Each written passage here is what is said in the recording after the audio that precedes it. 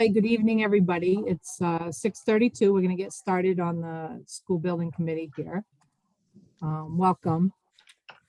So we'll call to order 6:32, and first order of business, anyone present to speak? Go ahead, Matt.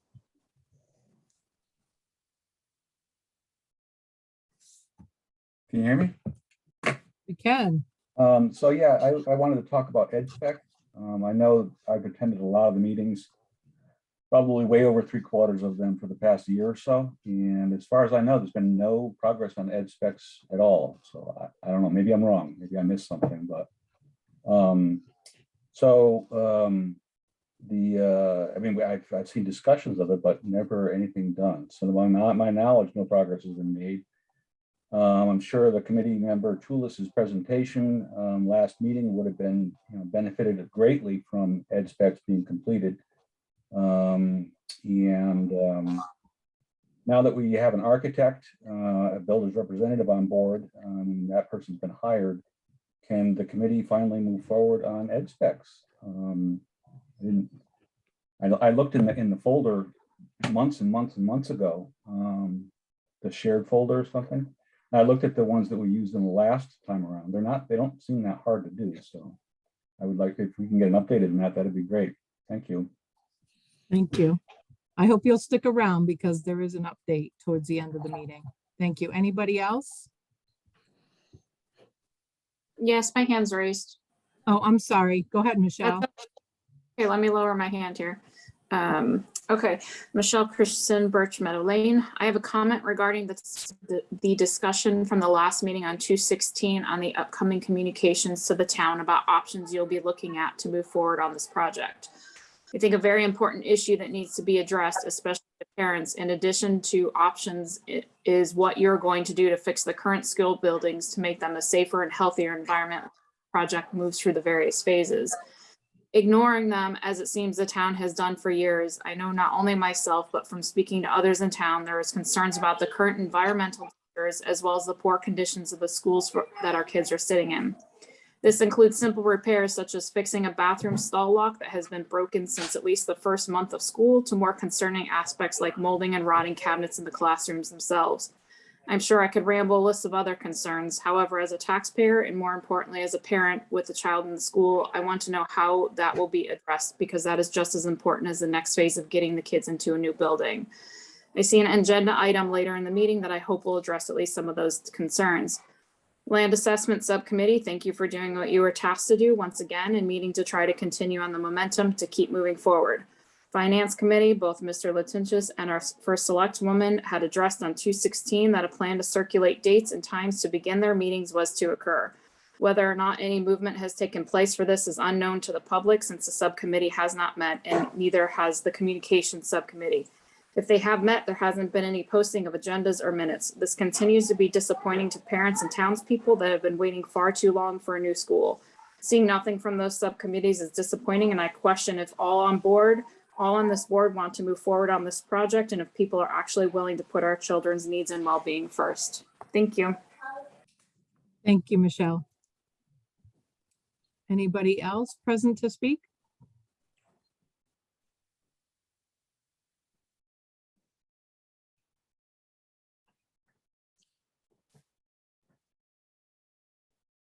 Okay, let's move on to chairperson report. I have no update for this today. Next item, approval of meeting minutes. We've got 2 sets of meeting minutes that was sent to the entire committee. We've got the February 16th SBC meeting minutes and also the SBC land assessment meeting that happened on February 7th. So let's take a vote. Is there a motion on the table for approval of the SBC meeting minutes from February 16th? So moved. Erica, second. And discussion. Catherine Ralph's been waving his hand for a while. Oh, I'm sorry. Ralph, I'm sorry. I'm a little out of sequence here because I did have some questions for the chairperson regarding her report.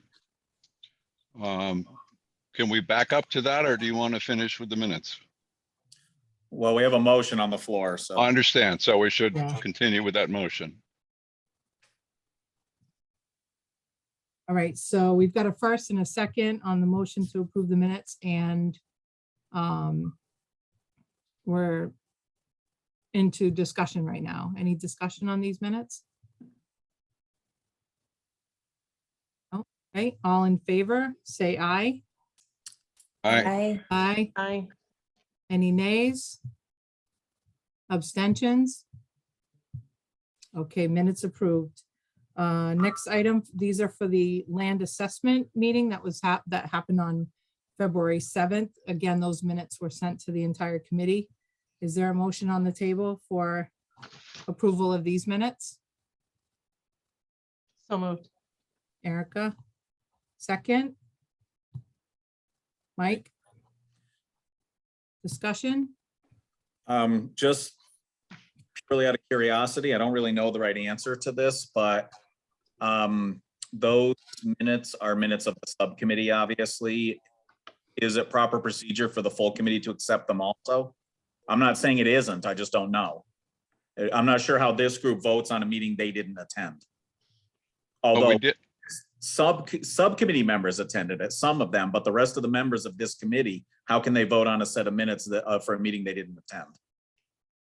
and didn't we approve those minutes in our last subcommittee did. meeting? Yeah, I'm just not sure what the right procedure is. I understand. I would agree with Mike on that. Yeah, I think we all had, the subcommittee members had that question. So I guess, Erica, if policy wise, is that something that you know if it needs to come before this committee for a vote? I don't have an answer off the top of my head. I certainly will. So do we want to table this? You would never have a quorum, Mike. Can I What's just say that you would never have a, as a subcommittee, you have no power other than your conversation, right? So you could never vote on anything in subcommittee, which means your minutes would never pass. And to pass something within this committee, I think you need 2/3. And so you would need, even if someone did not attend, it's simply putting those minutes into the record, whether you attend or not. That is my understanding of it. Otherwise, Okay. you would never be able to pass minutes because you had, it was only the small subcommittee that attended. So what you're saying is the subcommittee doesn't have power because it's a subcommittee, it doesn't have its own quorum. That is correct. And so to pass minutes, you need it in your full committee and you need a quorum to be able to pass your minutes. Very interesting. Okay, so maybe passing it in the subcommittee was an improper motion. It's irrelevant. I don't know if it's improper. I think it's just moot. Well, all right, moot. And Yeah. the question of whether or not you can vote on them if you weren't there, if you believe they are the correct minutes. In this case, I can tell you, I went back and, we have access to the meetings and can watch them, so we can certainly educate ourselves. So you don't have to be in attendance at a meeting to vote yay or nay on the minutes. Okay, Thank you. So we have a first and a second on the SBC land assessment meeting that happened on February 7th. And that was discussion. Is there any other discussion on those minutes?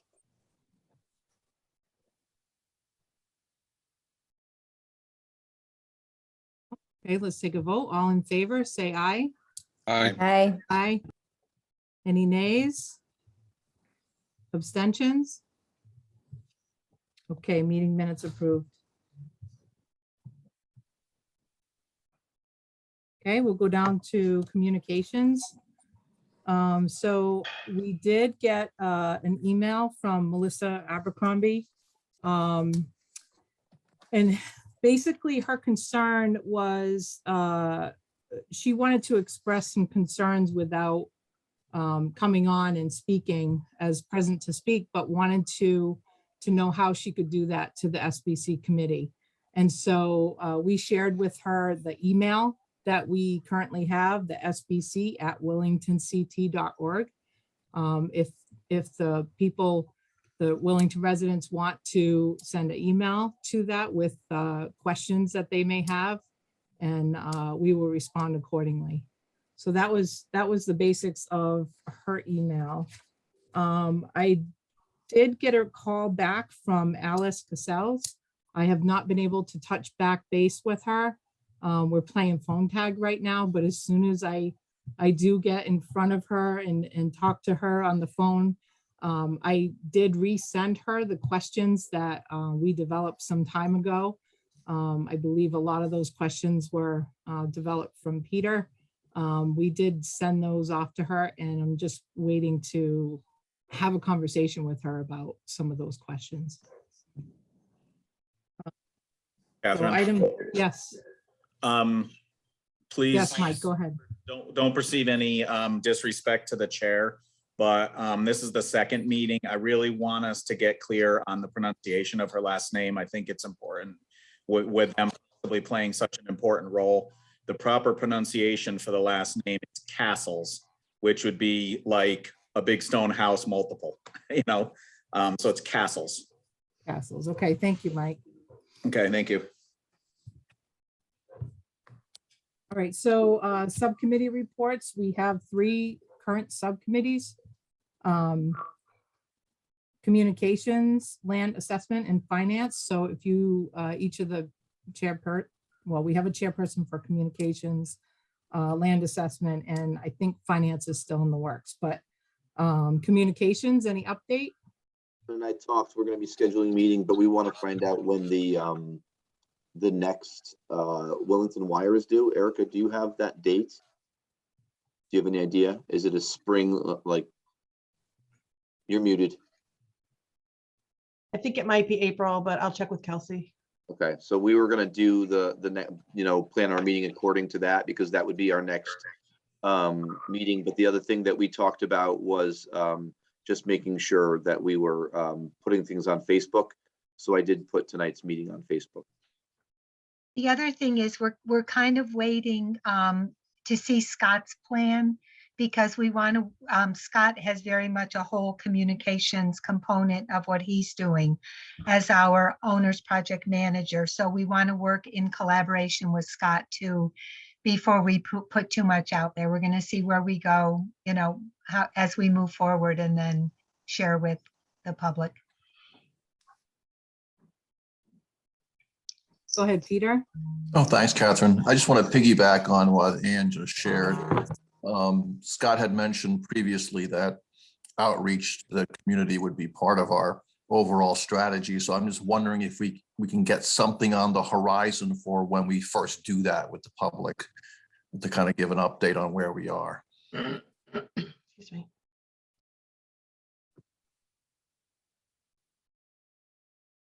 Okay, land assessment committee, subcommittee. Hi, the land assessment subcommittee met again this past Monday. The draft minutes were released publicly to the community this afternoon. So they're out there in internet posted world and email world. We did really start to get some momentum in understanding the right way to do the evaluation of parcels. And so the majority of our meeting was spent in discussion with Mr. Pellman and reviewing his initial sort of high level start on the parcel assessments. This is focused right now on town-owned parcels so that we can kind of get our wheels going, and then it will progress from there. So he has coordinated pulling information not only from what we've provided through the committee, but also directly from our land use office. And he's continuing to do so after that meeting. Our next meeting is scheduled for the 14th of this month. So an agenda will come out ahead, and I think it's 14th at 3:30 p.m. So if there's anyone listening tonight who wants to attend, please come Zoom with us again on the 14th at 3:30. Thank you, Mike. So I'll talk about finance. I did circulate an email to Justin and Peter, but I didn't hear back from either of you. And I'm seeing Peter's face, and my plan was to speak tonight. Did you not receive an email, Peter? I don't believe so, Erica. Okay. Which would explain why neither of you responded. This wouldn't be the first time we had this happen at ARPA this week. So we had some issue with emails between in network and out of network, and we are in the middle of a project. So if, Peter, I'll reach out to Justin separately. If you could send me your availability in the next 2 weeks. And I'll Justin to do the same, and then we'll put something together. Sounds great. So we have not met, and that's now I know why. Great, thank you all for the update. I just want to say one thing about the subcommittees. I am on the land assessment subcommittee, and we were lucky enough to have Scott join us and as our owner's PM, and he has offered quite a bit of assistance in that process. And so for the other two subcommittees, if you feel like Scott could offer some input, please utilize him. He's got excellent experience in all aspects of it. So just keep him in the loop if you guys are going to meet. Just, let me know and I can communicate that to Scott when the time and dates are. Thank you.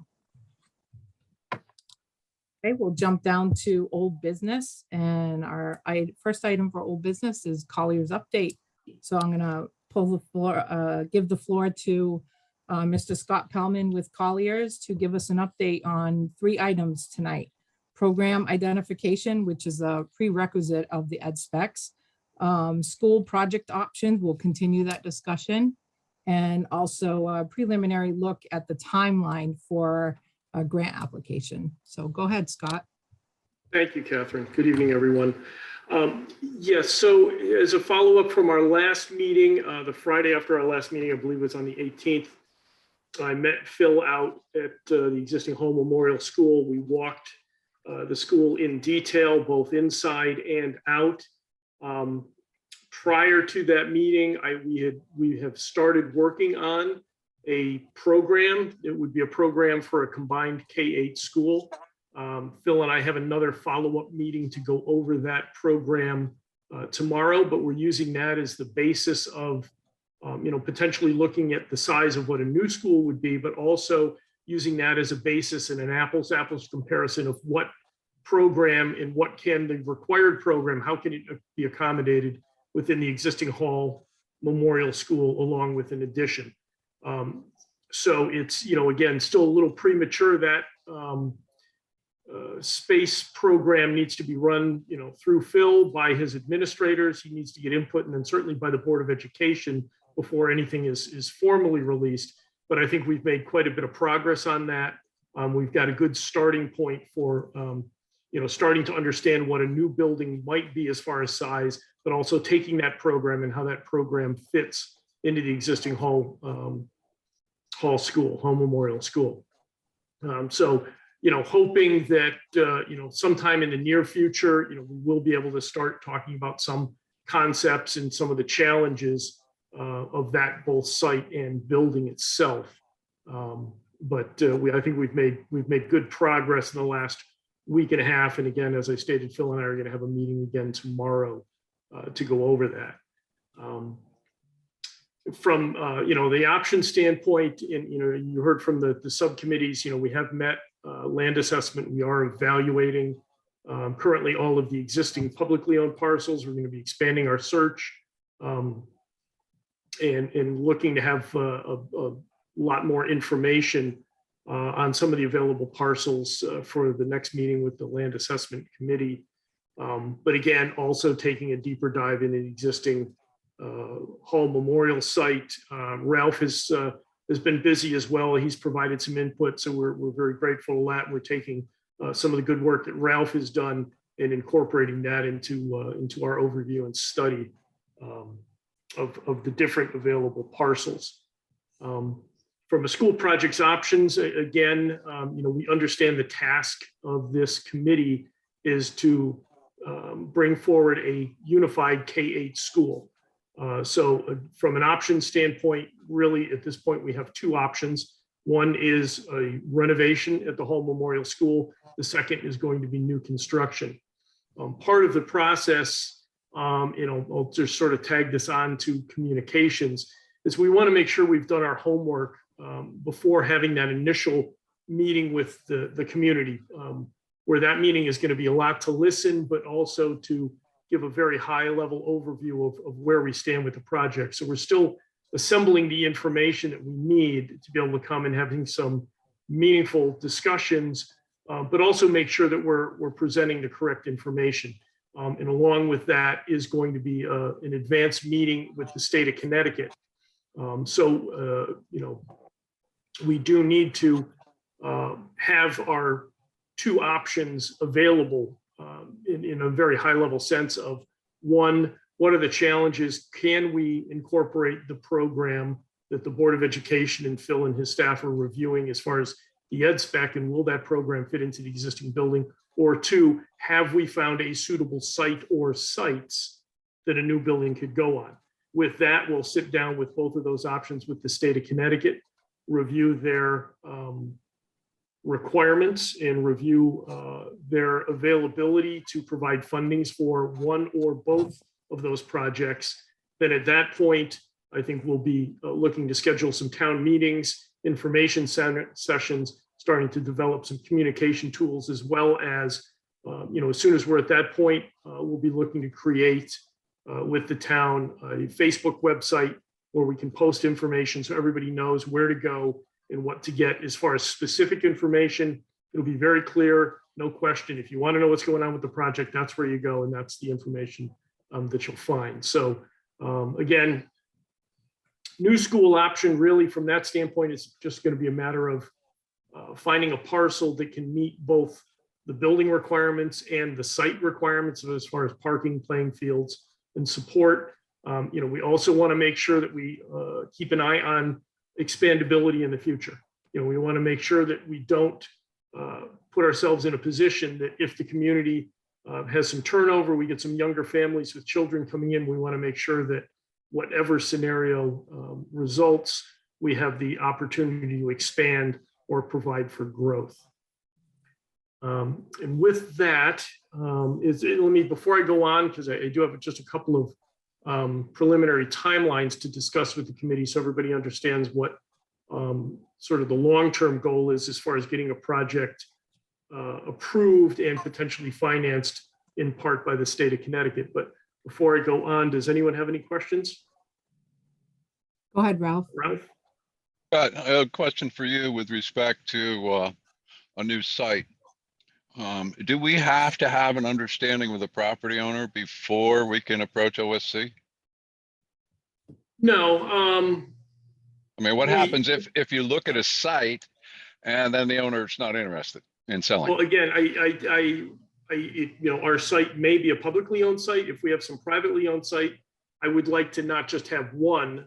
Certainly, if there's only one that we feel is viable for the whole community, then we would have to probably have an understanding.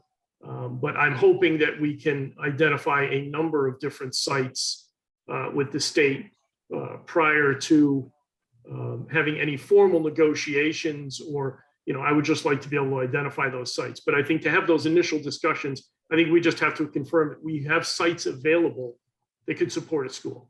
We're not going to be talking about what those costs are, development costs at that point. It's really a matter of state of Connecticut. We have two choices: renovate on our existing site or build new on a site.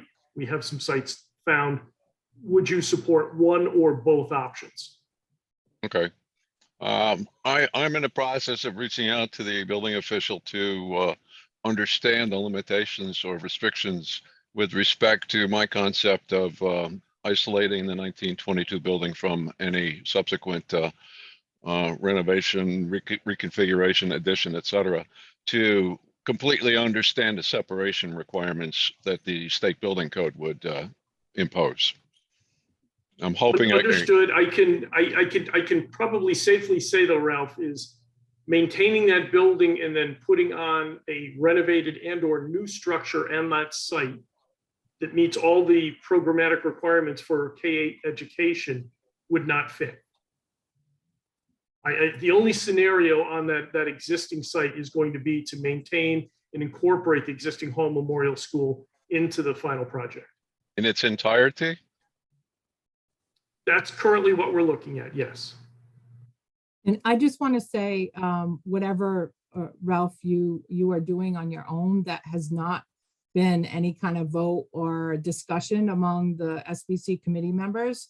I just wanted to make that clear. So I appreciate you doing the research to gather the information, which is great. I just don't want it to get misinterpreted that this is work that's being done by the committee or that was voted by the committee, because we have not.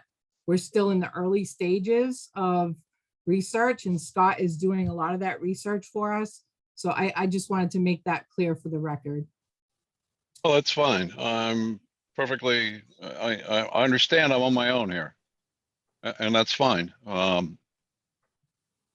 I do have some strong feelings about this. All right. And Did you have any? I do, I'm sorry, Catherine. Oh, I was just going to say, Ralph, did you have any other questions? Because I see it looks like Peter wants to say something too. Do you have any other questions for Scott? Not at this moment. All right, thank you. Peter, did you have something you wanted to ask? I do. I just want to respond to what you just said, Catherine. I understand that the renovation proposal Ralph has worked on has not been acted on by this committee, but nor has a new school been acted on. But you're right, we're in the early stages. So I'm glad I understand that. So then I want to jump to you, Scott. Will we have a clear understanding of what each would represent before that? And when I say we, I mean our committee, what each project will represent before you have the meeting with the state on whether they would fund either or both? Because Well, yes, before. and I guess in the context of the ed specs, which no one has seen. Because the ed specs have not been completed nor reviewed and vetted by, completely by Phil, his administrators, or the Board of Education. So again, Understood. We're taking steps and we are moving forward. And, and again, I appreciate, Ralph's and your questions. And again, I know that everybody's very anxious to see, but the concept or concepts that we're working on to see if the preliminary program fits into the building really need to be now reviewed from an educational standpoint. So it would be it'd be premature till those are vetted to say, does this work? And if it doesn't, we need to go back to the drawing board and find something, potentially that does. So again, we're working through that. Yes, before we go to the state, I think we would want to have with this committee an understanding of at least high-level ed spec, what a renovation might look like at Home Memorial School, and then talk about whether in open or executive session, depending on land that was identified as suitable for building a new building, talk about those as well with the full committee. Again, with your permission, then take that to the state and start our initial discussions on what project that they would support. Thank you, Scott. Anyone else from the committee have any questions for Scott? Mike McCoo? So, Catherine, before I send this to Scott, it might be a sort of a procedural question for you to answer first. Like Ralph, I have a lot of ideas percolating in my head about the current property as well as new property. I've designed my magical vision of what a new school would look like on a new piece of property where you could build within reason whatever you wanted, or whatever you felt was appropriate. But also I've spent a lot of time trying to figure out how to leverage what we already have at Hall School. So similar to Ralph, I have a few slides. I'm not sure based on this conversation how it's going, if this is the right time to show them or if maybe it should be at a different time. It's sort of a follow-on to what Ralph did. So I'll leave it to you if you think it's appropriate to share those now, or if you want to wait to share some ideas. The particular slides for tonight are about Hall School and including the property and including the old section. But if you feel like this is not the right time, I'll take your advice on that. My gut feeling is that, we want to welcome everyone's input and that should go through the chair, but I haven't seen what you're going to present. So I'd rather actually put it on the agenda, have it come through us. We'll share it with Scott and maybe have Scott present it as, your thoughts.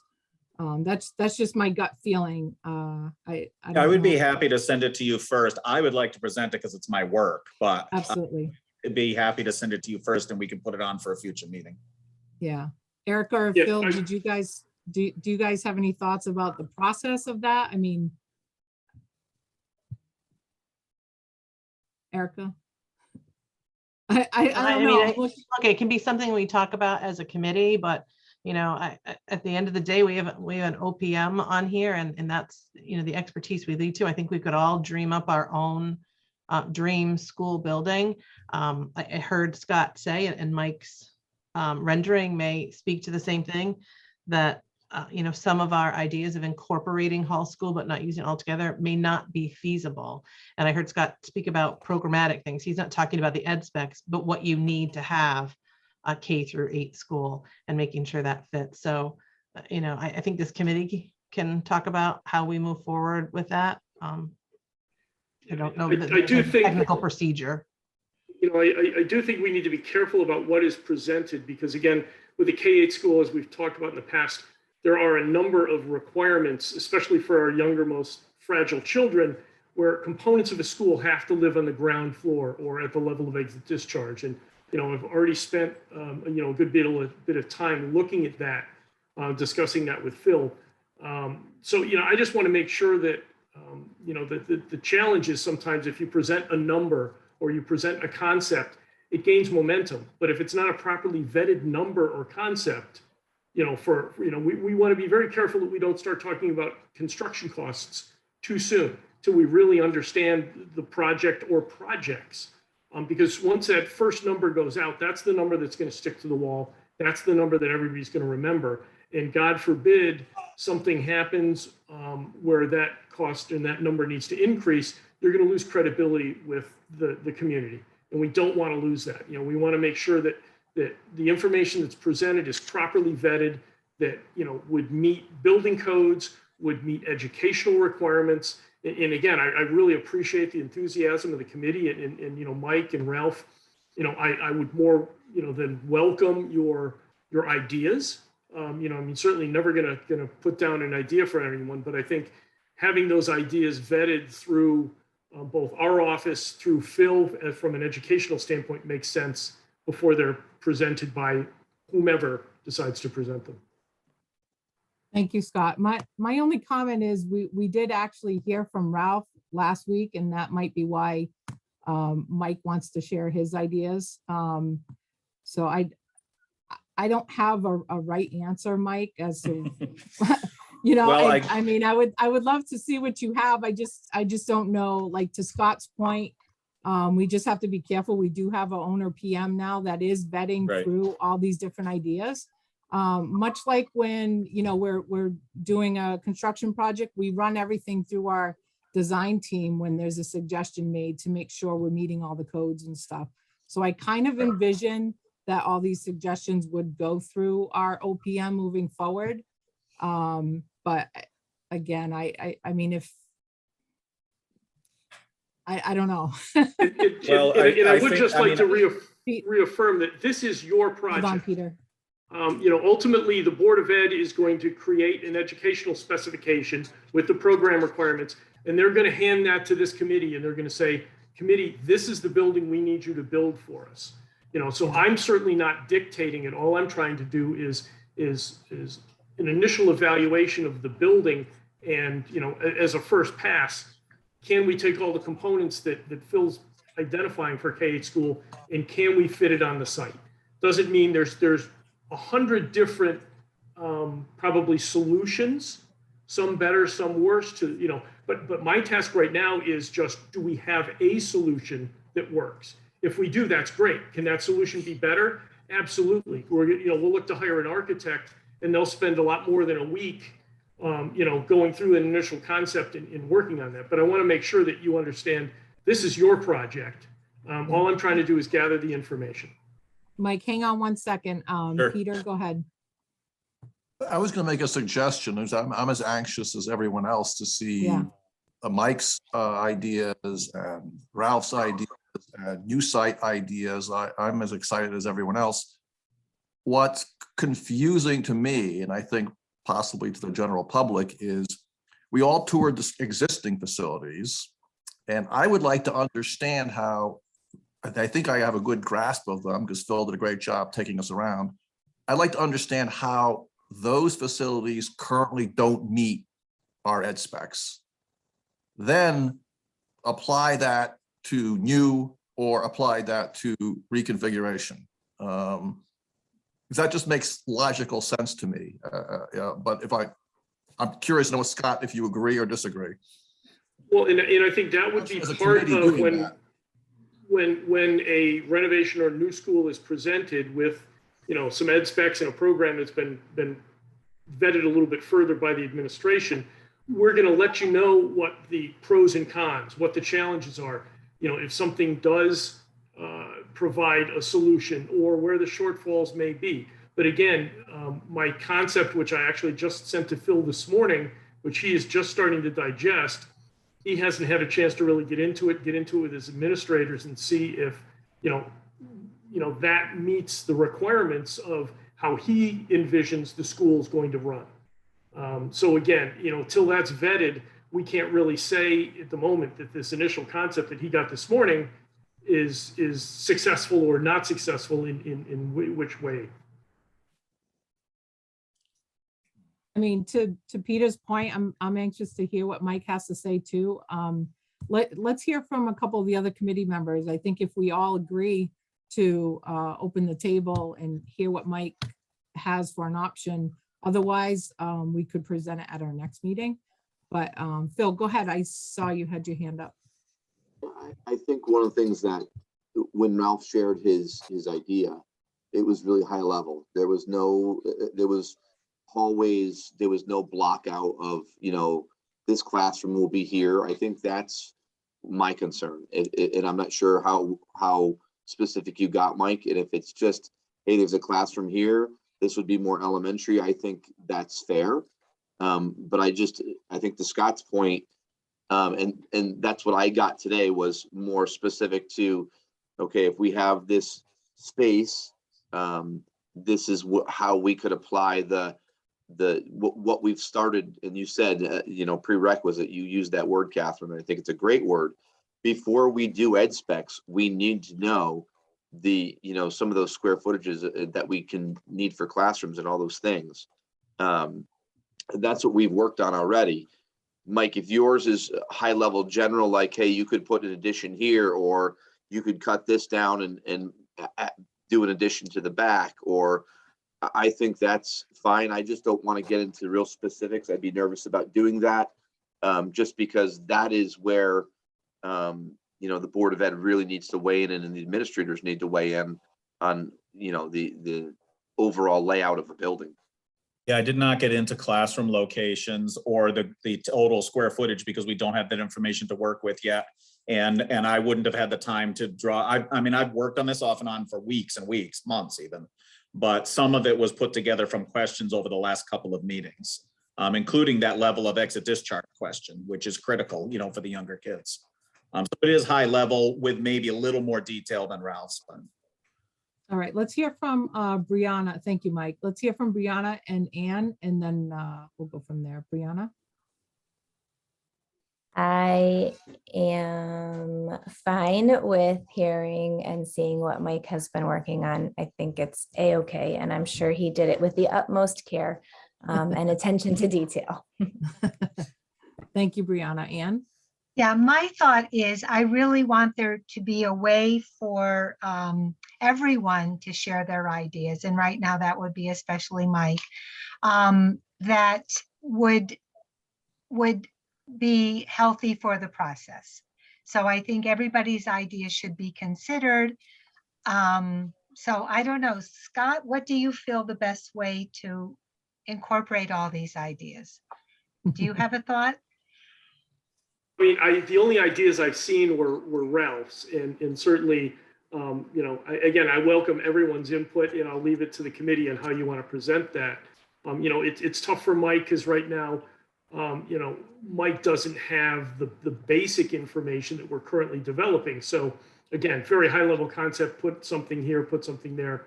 I'll leave it up to the committee. I mean, certainly if it's presented this evening or sent to, Phil and I and Catherine, I welcome input. Again, this is, as I stated, this is your project. But I just want to make sure that we don't start going down a path that,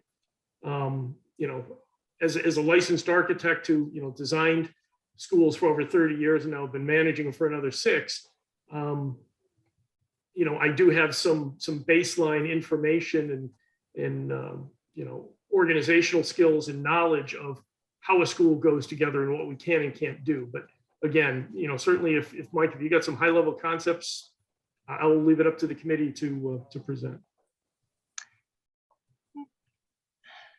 Do we want to do a vote to see if we want to share it here or? I would have been done 20 minutes ago, by the way. Well, technically the school project options is under the Colliers update. I don't know if it technically falls under a separate agenda item. I don't see why, Catherine, if everybody, no one's opposed to Yeah. hearing it.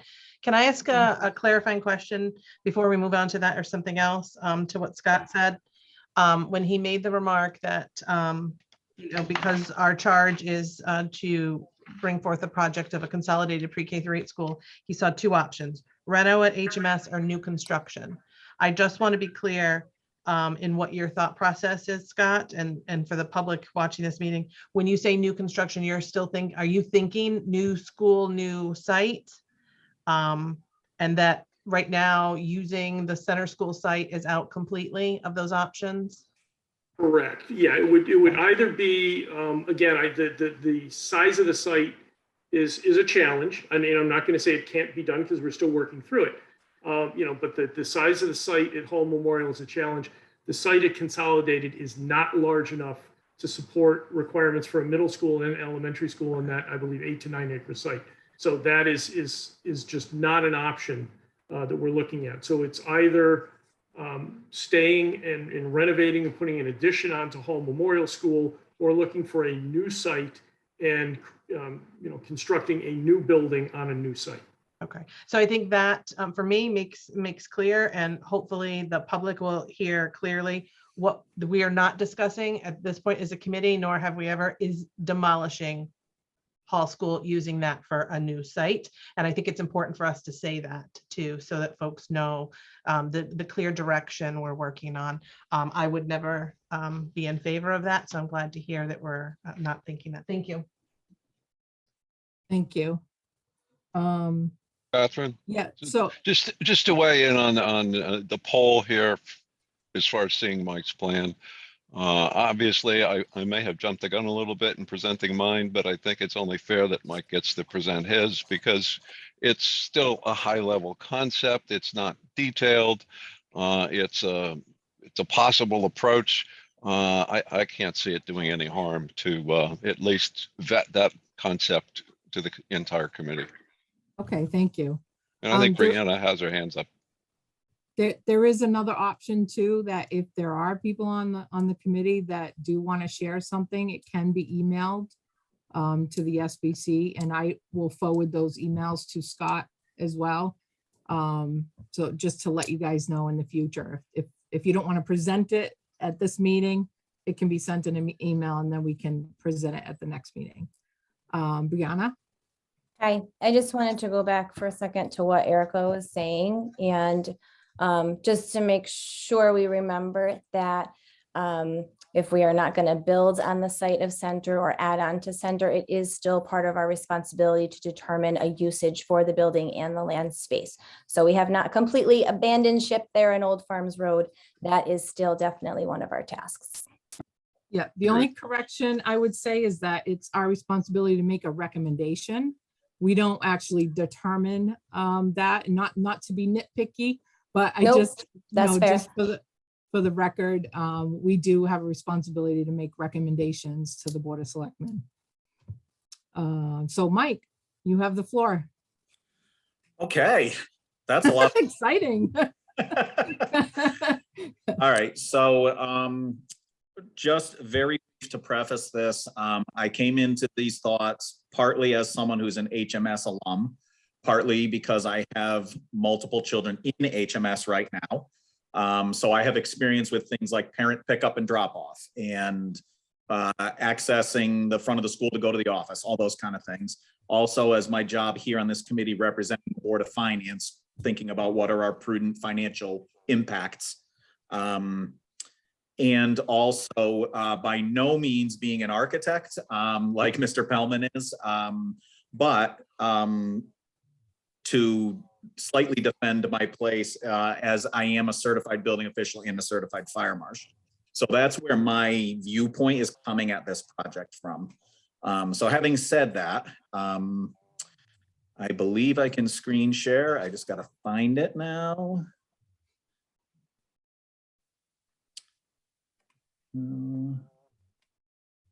All right, and Oh, you put a whole PowerPoint together.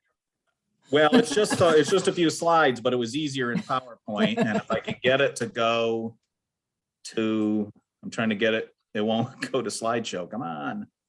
Don't downplay it now, Mike. We see your whole slideshow. It's okay. That's all right. Just We're click the first excited about slide. it. I don't understand why it won't go to slideshow. It's okay. Just click them individually. Yep, I'm gonna have to. All right, I apologize for that. Okay. I think So F5, Mike. what's that? I think F5.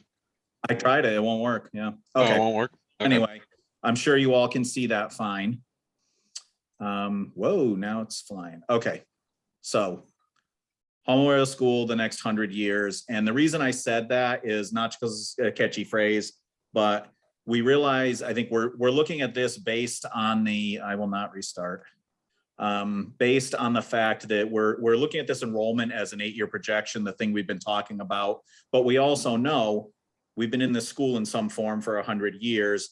Whatever we're going to decide for the townspeople is going to last more than that 8 years of the enrollment projection. It's at a minimum, it's probably a 45 or 50-year building. The newest addition to Hall Memorial School is 45 years old. So, or 42. So anyway, quickly, I made some assumptions, minimizing the building footprint, keeping the land available, keep the roof size. Since we've talked so much about the cost of fixing roofs, let's keep the roof as small as possible. Flexible use of space to accommodate changes in the program, like I just said about enrollment. Making it easier to flow through the building, trying to get everything on one floor, or not one floor, but all the floors to line up. That's one of the problems with the additions that were done in the 50s and 60s. They have ramps and they're half floors below.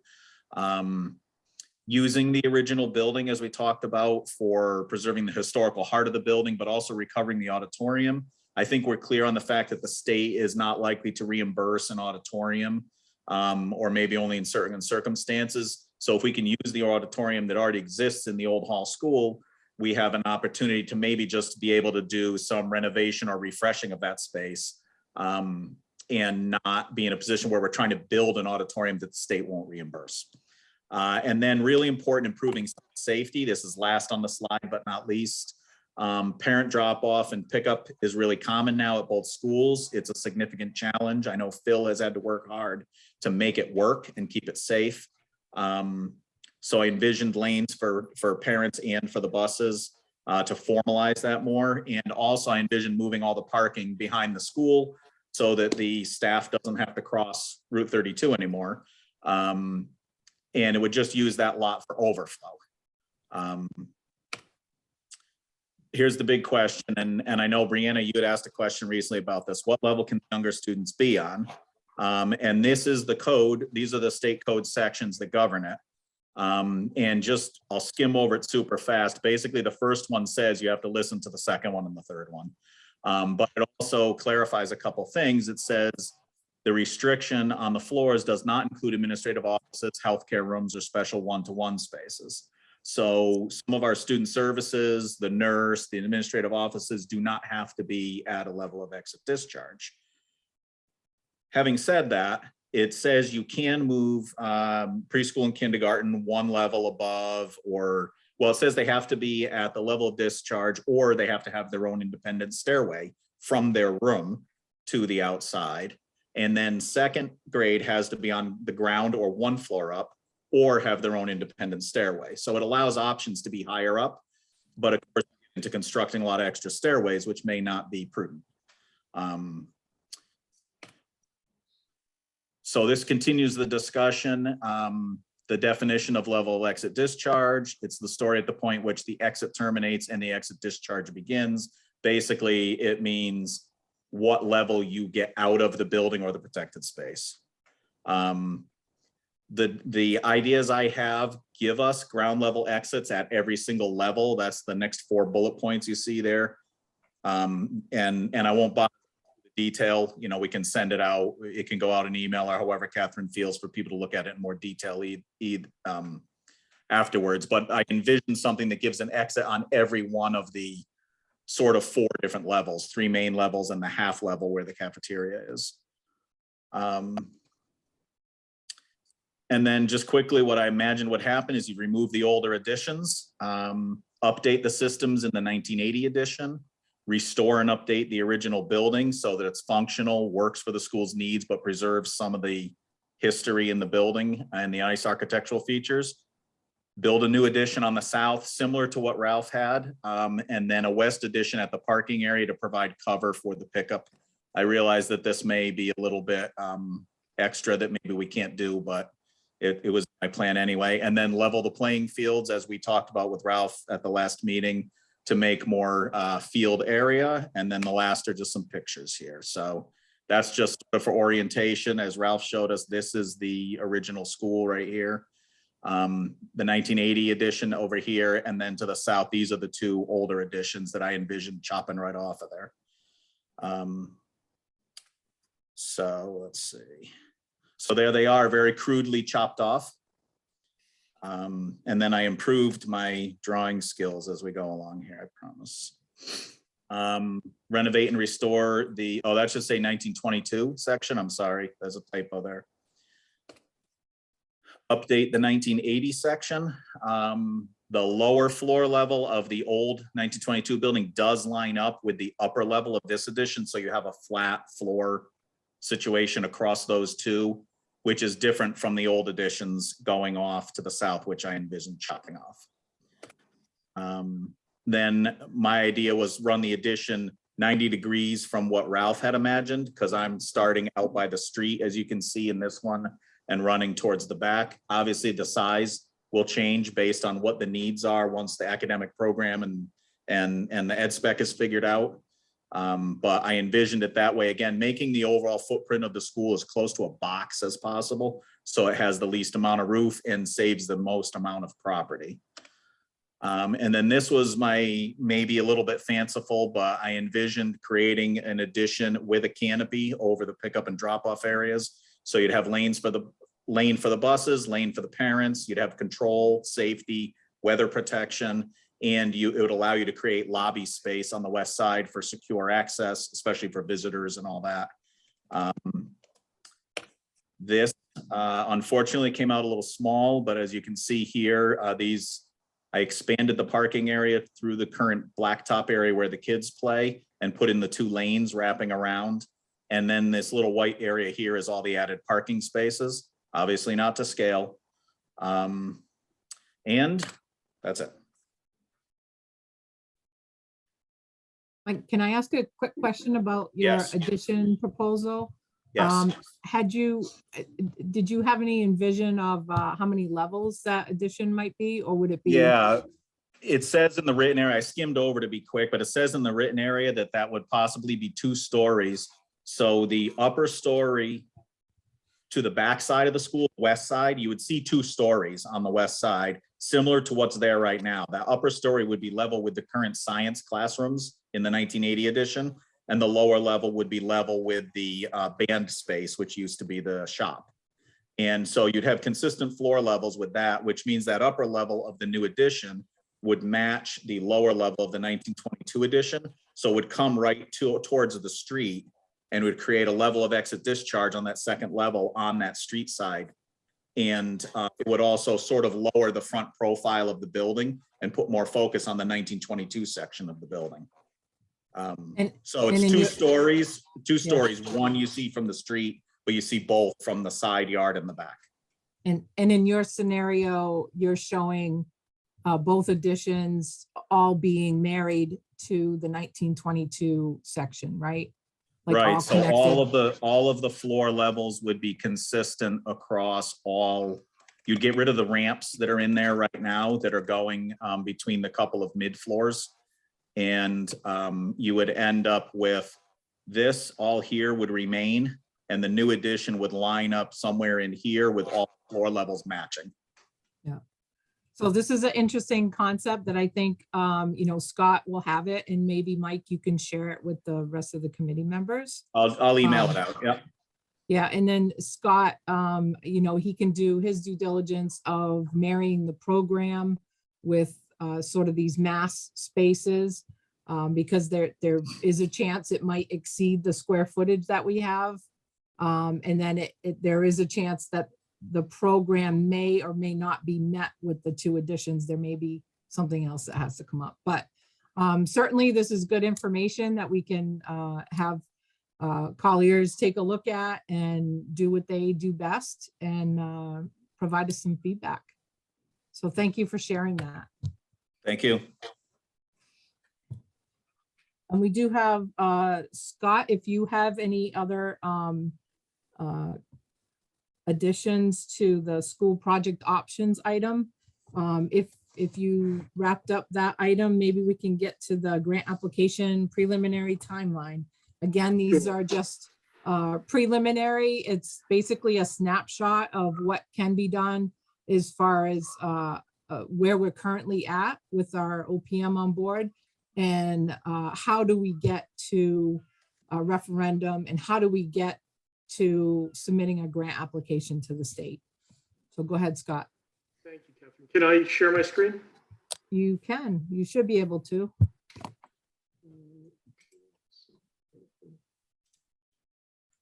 And share. Okay. Let's see, June approval. Okay. Let me try and make this a little bit bigger. Yeah, I guess I can do it this way. Okay. Can everyone see my screen? Yes. Okay, so what I've done, or what you see here, and this is our current status, and this is our target of getting something into the state, assuming that's the path we choose, and getting funding approval from the state by July 1st, 2024. So as part of the process that happens, you have to put in a grant application prior to June 30th. And I think we've all come to the conclusion that trying to get a grant application in by this June 30th, defining a project, doing all those things, there just isn't adequate time, specifically to get community involvement, get this committee's involvement to fully explore it. So what we're really looking at is getting a grant application filed by June of 2023. And actually this red star is maybe putting it a little bit earlier. So we really have two options we're looking at right now, and anything can happen sort of anywhere in between, but I wanted to show this option, which assumes right now that we continue to develop a project, through the summer. We start marketing and start public information sessions all the way along, with a target of bringing a project to the community sometime in the fall, sometime in November of this year, 2022. If we felt with the public input, and if we felt we had a good solid proposal that would get enacted on by the community, we would also, in advance of that, start advertising, start interviewing architects. Again, assuming time is critical, to get the kids in, as one of the community members pointed out, the existing buildings definitely need attention, and I know Phil's going to talk about that in his CIP plan in a moment. But have an architect ready, selected.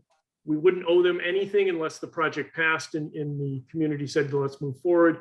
But we get them in advance lined up for a November approval.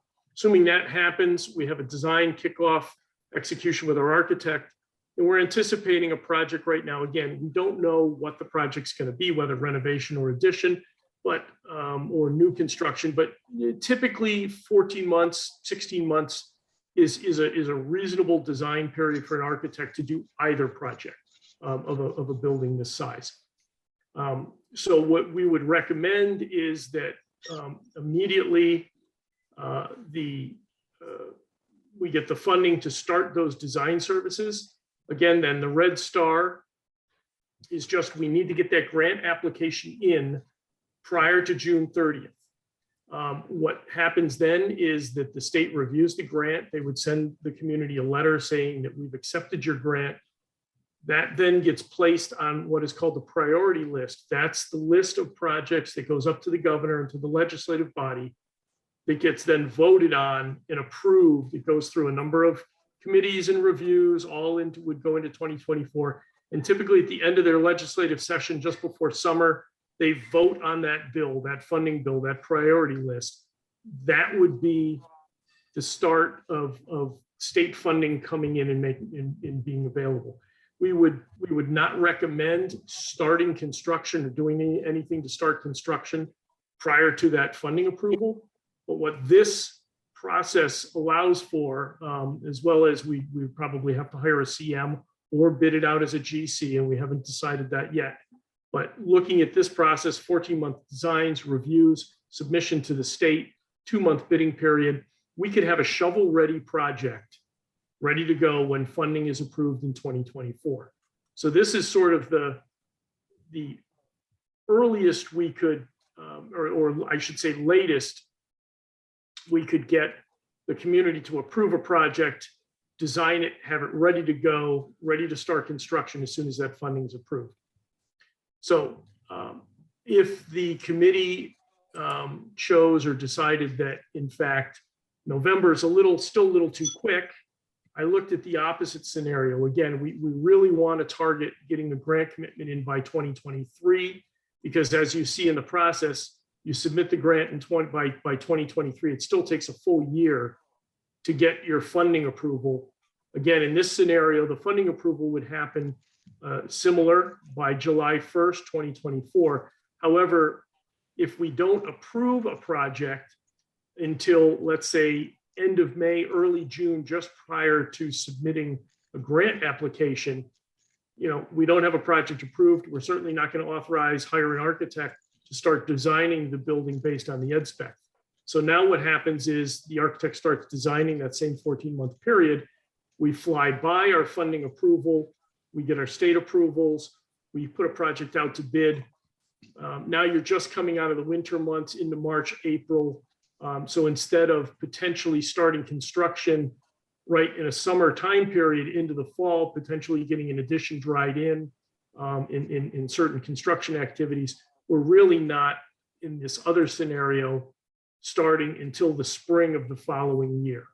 And you can see I haven't put any construction durations in because, again, depending on new construction, renovation, these timelines are going to differ. And certainly once we get a better understanding of what those two options are going to be, we will put together a timeline that shows anticipated construction and when move-in is going to take place.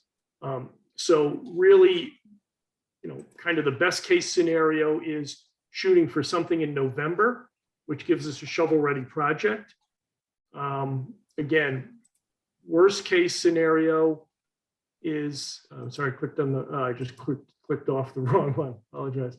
Let's see, November. I think it's this one. Is it opening back up for me? I'll open.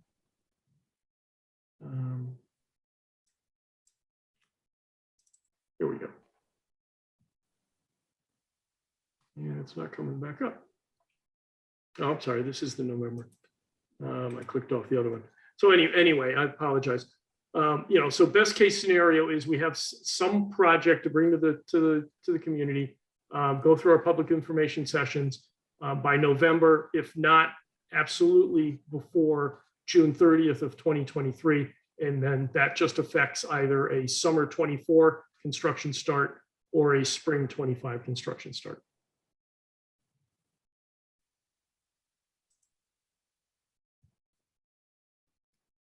I think if I thank you, Scott, I think if I did my math right, it was like an 8-month difference between the first one you showed and the second one. So Yeah, we'd be July 1st to probably March 1st. Yeah, correct. Erica? From a purely financial, perspective, anything after the referendum date, any work that's done there, then becomes reimbursement eligible as part of a project. Is that correct? Correct. Any other Yeah, comments? in either case, we would not recommend starting a design. You have to have public approval of the project. We wouldn't even go there. Perfect, But we thank want to make sure we're ready for that vote again. So we want to have an architect go through the interview process, select an architect for the project. So if and when the project is approved by the community, you're ready to go, you hit the ground running.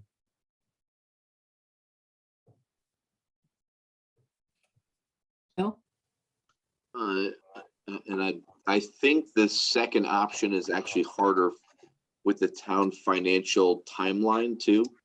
I think if you do a November, the first option you were showing, if you did a November referendum, you would CIP, who starts meeting around December, would be able to put that into their budget. Am I accurate with that, Mike and Erica?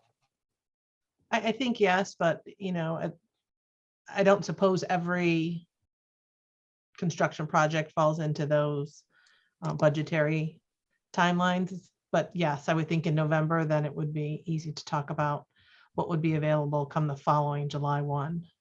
But if Scott's saying we go to referendum in November, let's say this November, then we'd start spending dollars on design long before July 1. So we would need to have funds committed and available. Yeah, what we'll be doing as part of this process for our options is creating detailed project budgets for those scenarios. And within that, what we'll be able to do is provide a cash flow that follows the schedule and say, okay, this is what you're going to need to procure for your architectural services to get you from point A to point B, from point B to point C. So it's not just construction dollars, but it's an overall project budget that we will assist you in managing cash flow. And again, those will be generated once we've selected our options that we're gonna pursue. Any other questions about the timeline from the committee members? No, I just want to say thank you, Scott. And I know there's some members of the public who've been concerned that we seem to be stalling or not moving in a direction fast enough. But it's become increasingly apparent that if we tried to get an application in this June, we would absolutely be rushing a project. And I don't think for our townspeople that's the right direction to go either. So I appreciate a more conservative schedule. Yeah, and Erica, thank you for that. It may seem on the surface, okay, what's taken so long, but each one of these processes takes time. It really does. And I know if somebody doesn't understand the process and the details that go into it, I can see why it seems like, there's no action or items just seem to be stalling, but each one of these processes takes time, and it's important that we do get all the input and do our due diligence before we make a recommendation of which direction we're going to go. So any other questions for Scott before we move on? Peter? Unmute, please.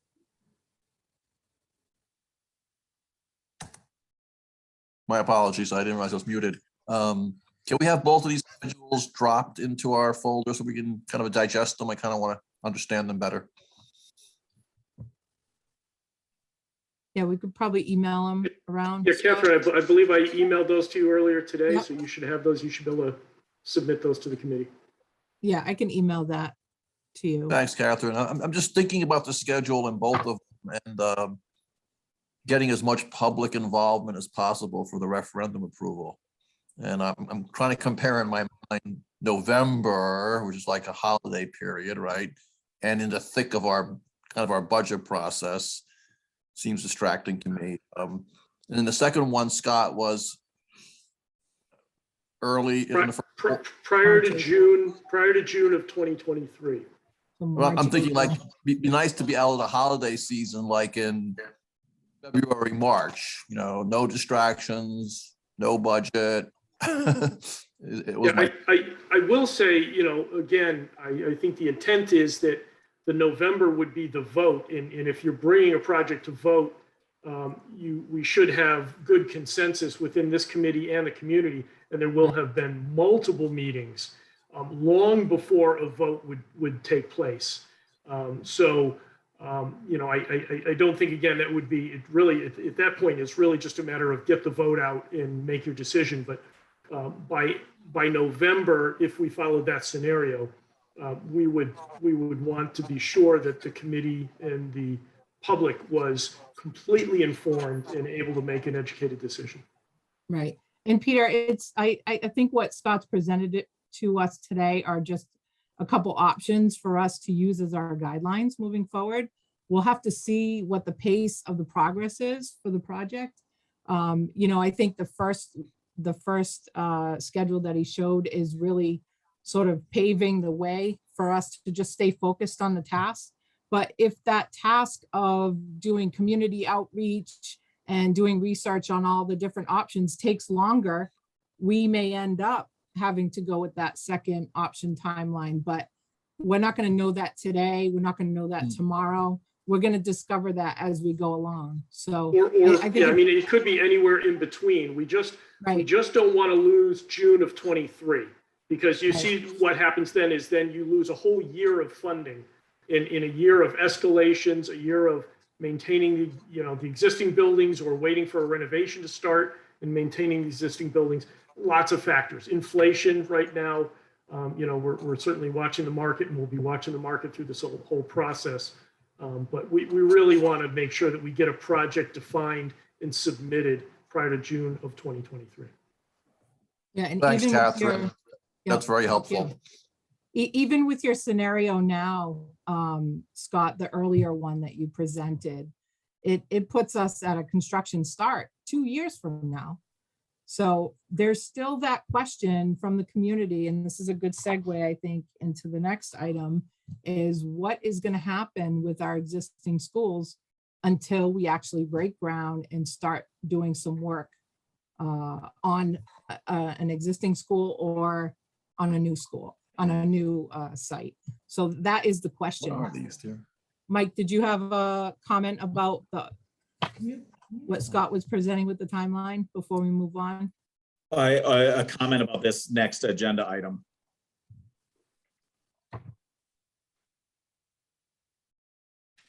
You okay with that? Yeah, go ahead. So I think understanding the current condition of the schools is really important for our process. Not only deciding whether we can work with an existing building based on what condition it's in or what attributes it presents, but also knowing what has to be fixed. However, I should be careful, and I know everyone here is smart enough, but I feel like I should point it out. We should be careful that we don't mix up, like for Michelle's point of view when she spoke and present to speak, how the schools are maintained right now or who's responsible for fixing them right now is not Separate.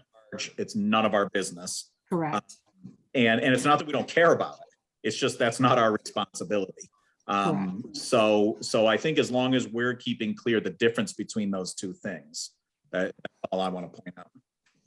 Okay, and just as a clarification of this next item, existing conditions status for Hall and Center Schools CIP projects. This was actually brought up as a request to add as an agenda item by one of our committee members.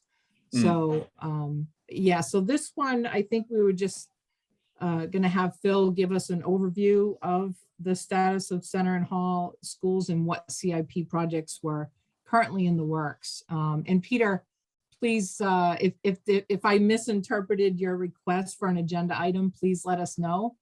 I'm fine. Okay, so Phil, I'll give you the floor. Okay, so for those that don't know, basically what happens is the town it has a committee that goes through all of the capital improvement projects, and they basically put that into a 5-year plan. And so it's not just schools, it's all town buildings, trucks, it's all sorts of things.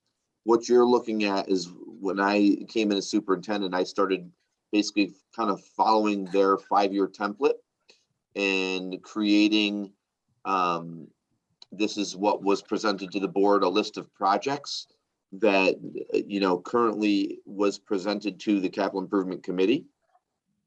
The Board of Ed placed these in specific years that they wanted to see it, but that doesn't mean anything because it's up to the Capital Improvement Committee to determine where to place items.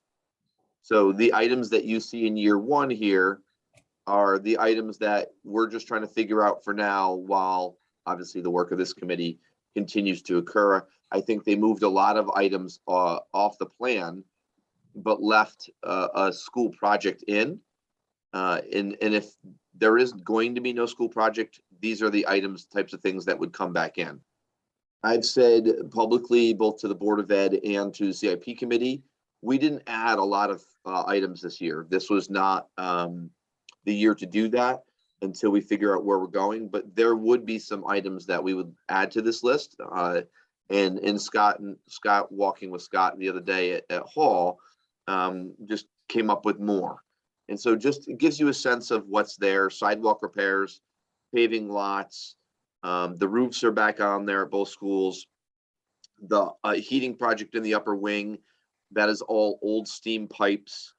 The windows in the upper wing at Center School are single pane. They're original to that wing. So you can imagine that they're not so energy efficient. You can see air conditioning, and this doesn't provide air conditioning across the building. It just would provide air conditioning in the gym.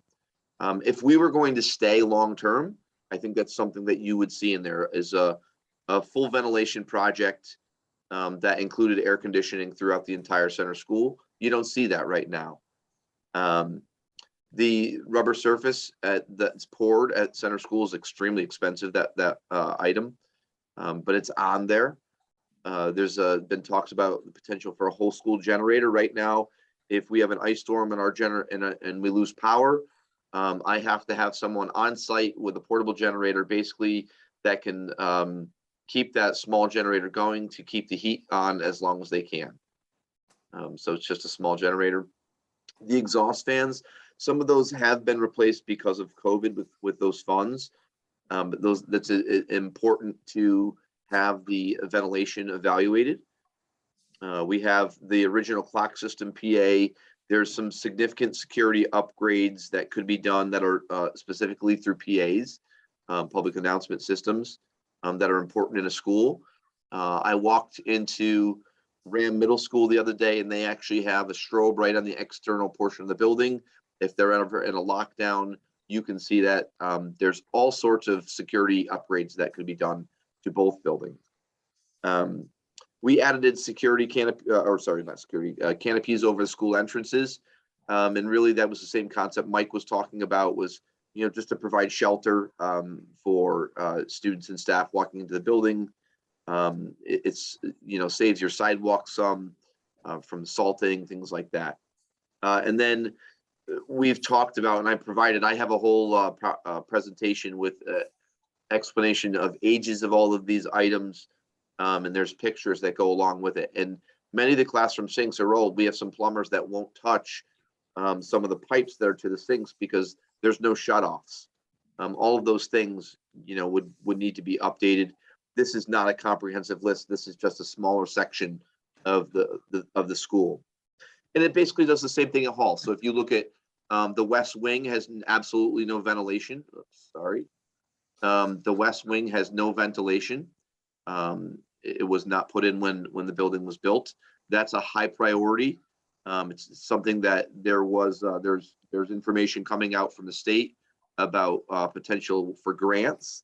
We would not be eligible, I don't believe, for that if we have a school building committee, which is an interesting concept. Kind of why they canceled our roof projects, because we don't know what we're doing with the building. I can't see them spending a large chunk of money on a ventilation project if we were not going to be there. Part of Scott was talking about the grant process. Part of the grant application is that we have to check off that we're going to be, using this building for 20 years. Mike, you said 45. I think their expectancy is 20 years. Most buildings go beyond that.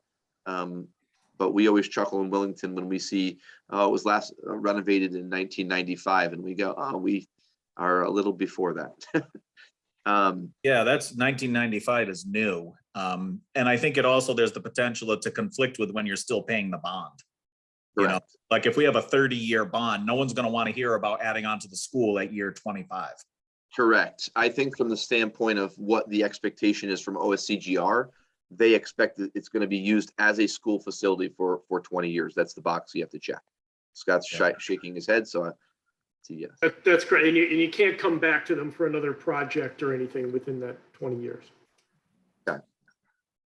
So again, this HMS roof is on there.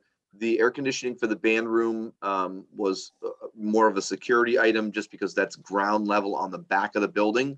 That's why it was there. So we didn't have windows open. It also helps with moisture in that room. You see sidewalk replacement. There's a lot of sidewalk space that's in disrepair in both sites. And that's why it's on priority for year one. For next year, it's still there.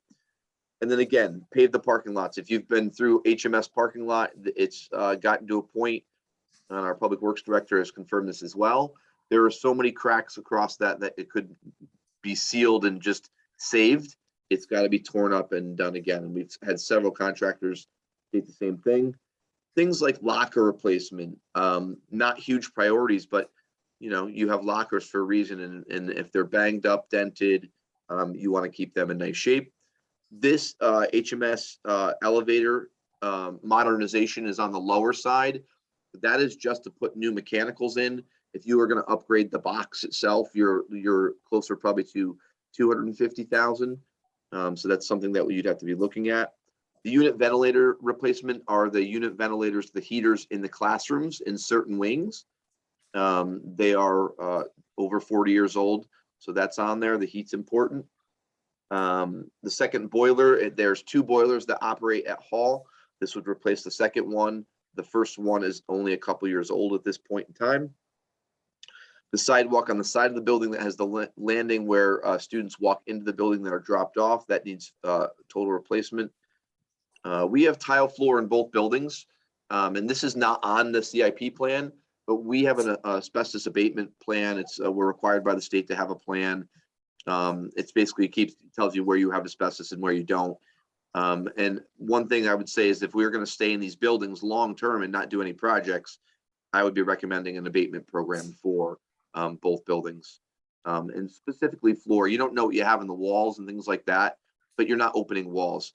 Whereas you're waxing floors, you're stripping floors. You want to get those items out of there. The tile, let's see, gym curtain needs to be replaced. They're afraid every time they lower it that they'll never get it back to go back up. The air handling units are the bigger units that are above the library that control specific sections of the building. The concrete pole replacement's minor. It's just we believe it might be crumbling foundation, but not sure.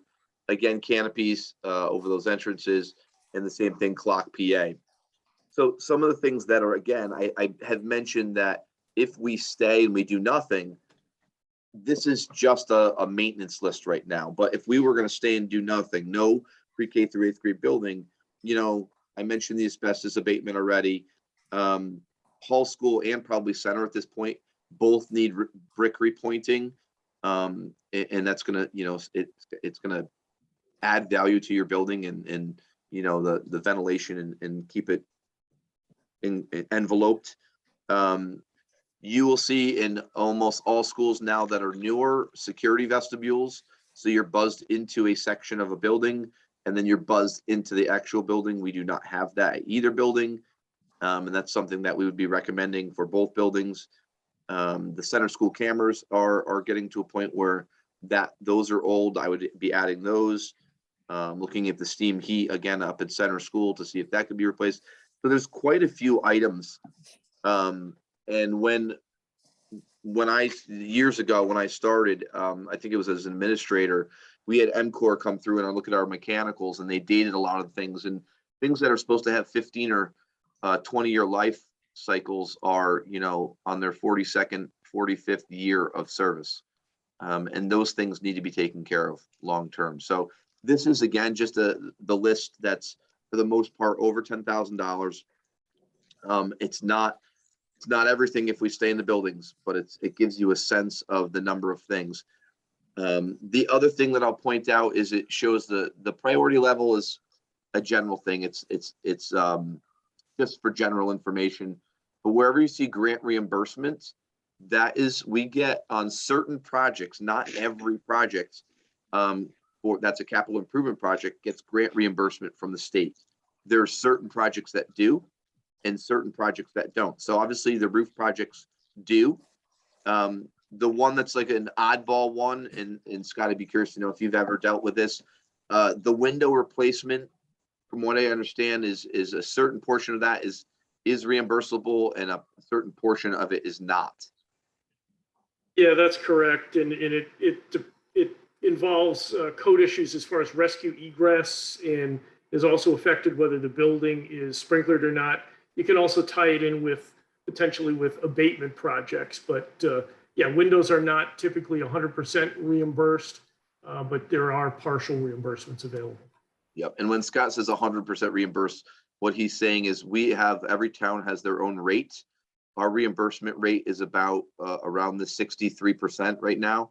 So he's saying that we would get that entire 63%. We would not get that entire 63% for a window type project. The other thing that Scott just said that is kind of an important thing is, you know, you stay in these buildings long term, there's no sprinklers in these buildings. So that's something that, you know, long term you could consider as well. But those are, you know, there's a whole list of projects like that you would want to prioritize and figure out what do we want to do with the buildings.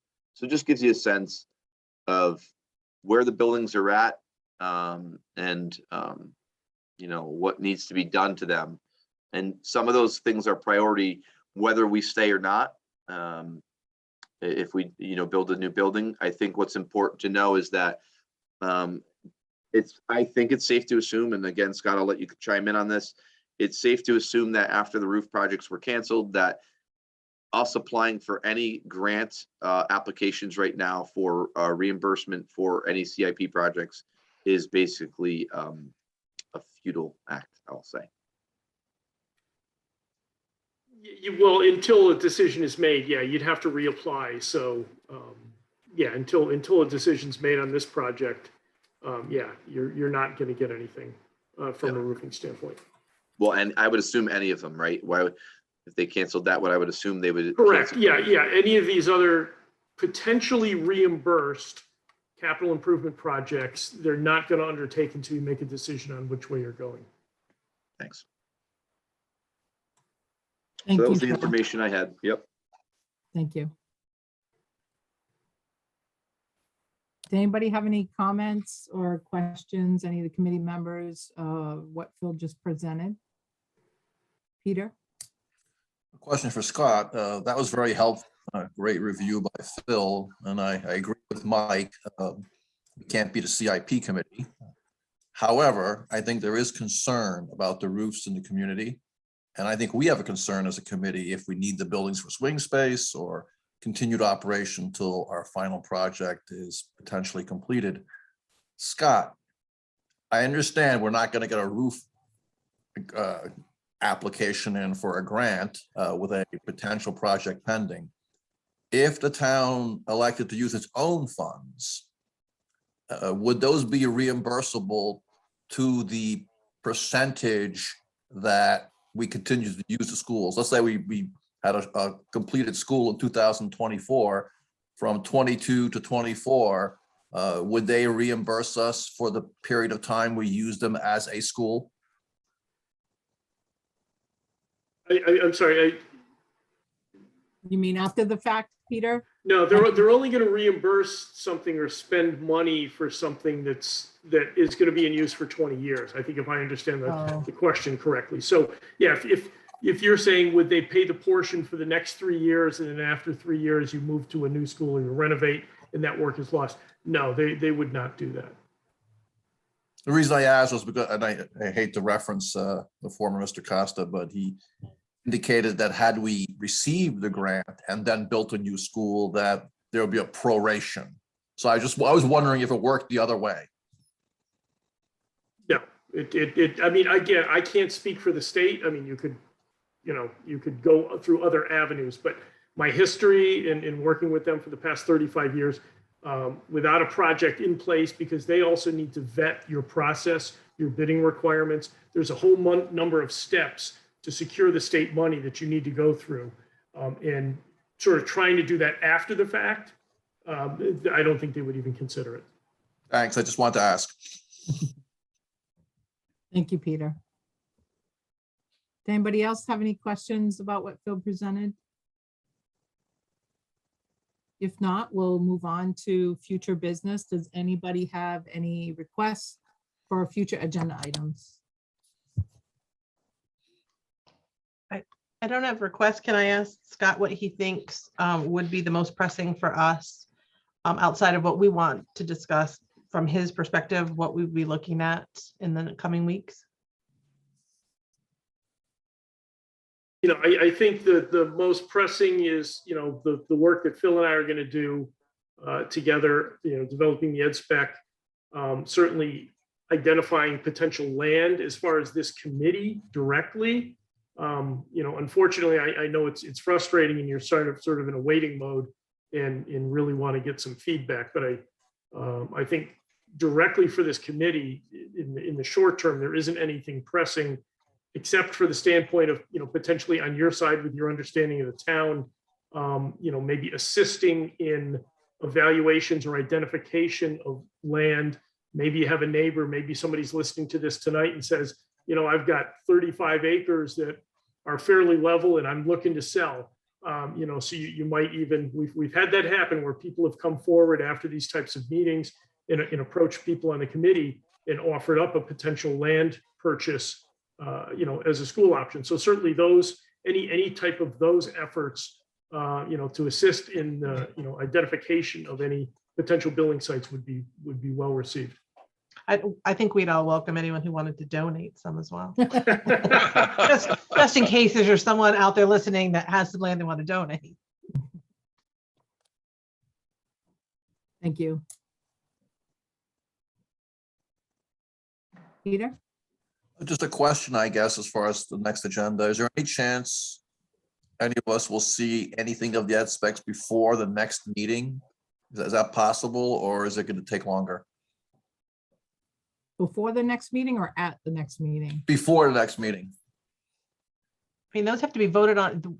They're not coming to us. They're going to the Board of Ed and then coming to us. So I guess my take from what I've heard repeatedly is we're not going to hear them until the Board of Education is done with them. So maybe as residents, we attend or watch after the fact the Board of Education meetings to see how the discussion has gone there. I think they're going to start with the superintendent doing work with his administrative team and then taking a potential plan. Is that right, Phil?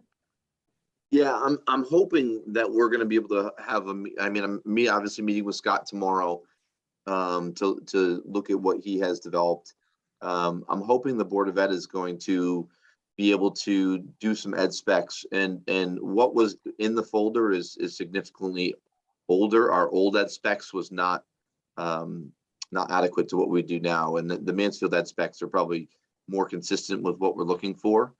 But I need to get that information through Scott, and I'm hoping the Board of Ed can meet as a special meeting sometime this month to go through and just work through. But I need to develop a lot of things prior to them doing that. And now that Scott's got his information, I think that was, again, the prerequisite, and we can start moving from that point. So do you think, I'm sorry, do you think you could notify the committee members of when that special meeting's going to be? 'Cause Definitely. I know I'm interested. It sounds like maybe Peter might want to go. Peter, is that something you'd be interested in?